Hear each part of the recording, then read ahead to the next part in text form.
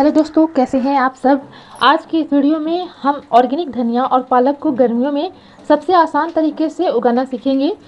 धनिया और पालक को किचन गार्डन या टेरेस गार्डन कहीं भी उगा सकते हैं, लेकिन शहरों में जगह कम होती है और ज़मीन नहीं होती है, मिट्टी की कमी होती है। तो आज ऐसे तरीके से धनिया उगाएंगे जिसमें हम बिल्कुल कम मिट्टी में धनिया उगा पाएंगे और पालक उगा पाएंगे।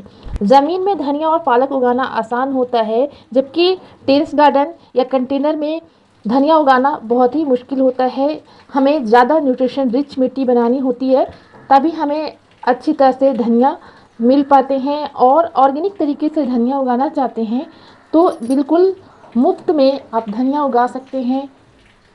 दोस्तों, ये मेरे किचन गार्डन में लगे हुए पालक और धनिया के कुछ पौधे हैं, जो देख सकते हैं कितने ज़्यादा लश और हेल्दी तरीके से ग्रो कर रहे हैं। बिल्कुल फ्रेश हमारे गार्डन से हमें ऑर्गेनिक धनिया और पालक मिलते हैं। इसको किस तरह से हम उगाते हैं और कौन सी खाद का इस्तेमाल करते हैं, आज की पूरी वीडियो में आप लोगों के साथ शेयर करूंगी। धनिया और पालक दोनों ही ठंडी जलवायु की फसलें होती हैं, लेकिन गर्मियों में उगाने के लिए भी अलग वेराइटीज़ होती हैं और उस हिसाब से भी धनिया और पालक बढ़ते हैं। लेकिन इसको उगाने के लिए टेम्परेचर जो अगर सही माना जाए तो 10 डिग्री से लेके 30 डिग्री सेल्सियस तक के तापमान धनिया के लिए बेहतरीन होता है, और पालक के लिए 15 डिग्री सेल्सियस से लेके 20 डिग्री के बीच में तापमान अच्छा माना जाता है।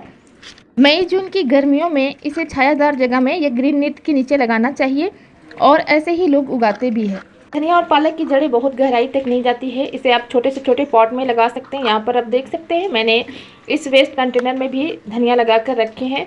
और धनिया उगाना बेहद ही आसान है अगर आप सही तरीका जान लें। धनिया उगाने के लिए आप इसे भिगो कर भी लगा सकते हैं। अगर गर्मी में लगा रहे हैं तो इसे भिगो लें और इसको 20 से 2 टुकड़ों में क्रश कर लें, तो बहुत ही जल्दी इसका जनरेशन होता है। इस तरह से आप इसको अच्छे से क्रश कर लीजिए। ज़्यादा भी आपको इसके नहीं तोड़ना है, बस 2 टुकड़ों में तोड़ लेना है और इस तरह से मिट्टी में स्प्रिंकल कर देना है। बात करें कोरिएंडर यानी धनिया के सॉइल मिक्स की, तो धनिया उगाने के लिए अच्छी वेडेन मिट्टी चाहिए। रेतीली दोमट मिट्टी इसके लिए बहुत अच्छी होती है और इसकी मिट्टी अल्कलाइन होनी चाहिए। अगर मिट्टी ज़्यादा एसिडिक है तो इसमें आप कुछ मात्रा में चूना भी मिला सकते हैं।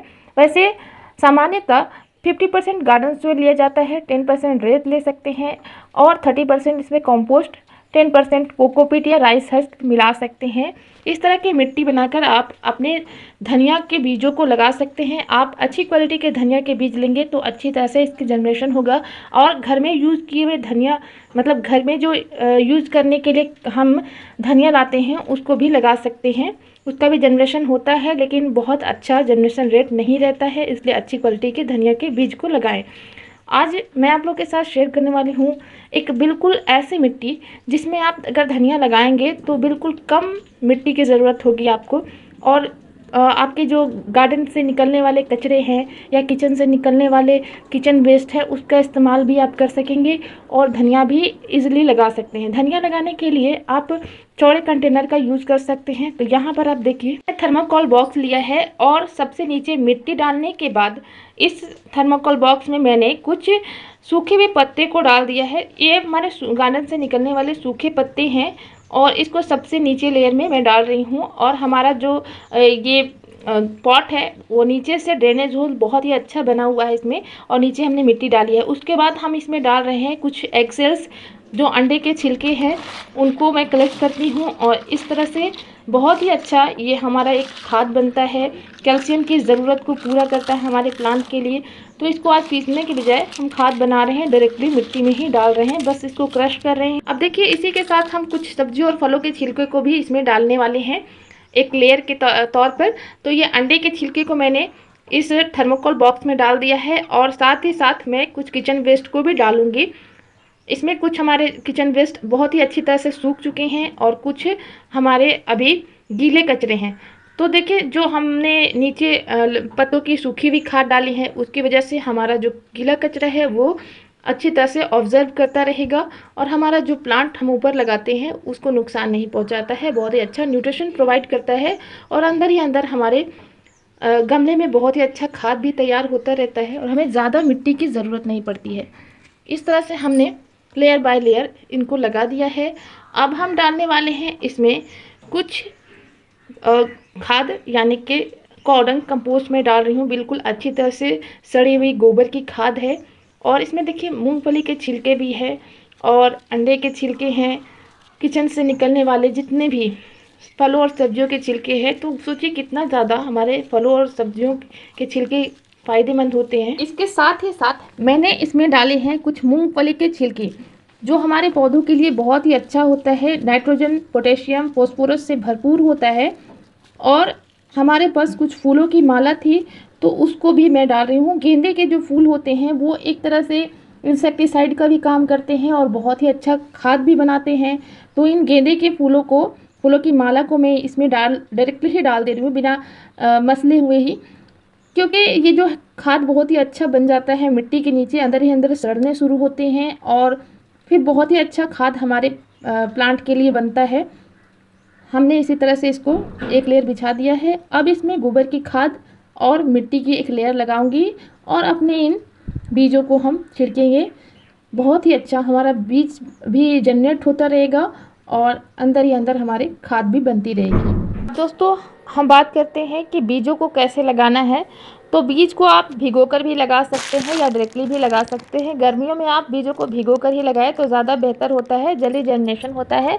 वैसे जब भी हम बीज लगाते हैं, या फिर पालक के बीज लगाएं या धनिया के बीज लगाएं, पालक के बीजों का जनरेशन थोड़ा जल्दी होता है। 4 से 5 दिन में ही पालक के बीज जनरेट हो जाते हैं, जबकि धनिया के जो बीज होते हैं उनको अंकुरित होने में 7 से 10 दिन का भी टाइम लग जाता है। और इनकी पत्तियों को हार्वेस्ट करने में 30 से 40 दिन का टाइम लगता है।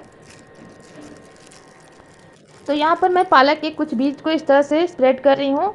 देखिए, ज़्यादा बीज भी हमें नहीं लेना है। अगर हम दूर दूर बीजों को लगाएंगे तो जो पत्तों के साइज़ हैं वो बड़े होंगे, और अगर हम घना ज़्यादा लगाते हैं बीजों को तो पत्तों के साइज़ ज़्यादा बड़े नहीं होते हैं। और बहुत ही नज़दीक नज़दीक होने की वजह से हमारे जो पालक हैं उनको कम न्यूट्रिशन मिल पाता है। प्लांट की पत्तियाँ उतना ज़्यादा हेल्दी नज़र नहीं आता। बीजों को छिड़कने के बाद आपको बिल्कुल पतली लेयर कोकोपीट की या मिट्टी से कवर करना है, क्योंकि इनके बीज बहुत छोटे होते हैं तो ज़्यादा गहराई में इसको नहीं बोना है। और इस तरह से सिंपली आपको मिट्टी से कवर करने के बाद वाटरिंग भी कर सकते हैं, या पहले वाटरिंग करने के बाद भी बीजों को छिड़क सकते हैं।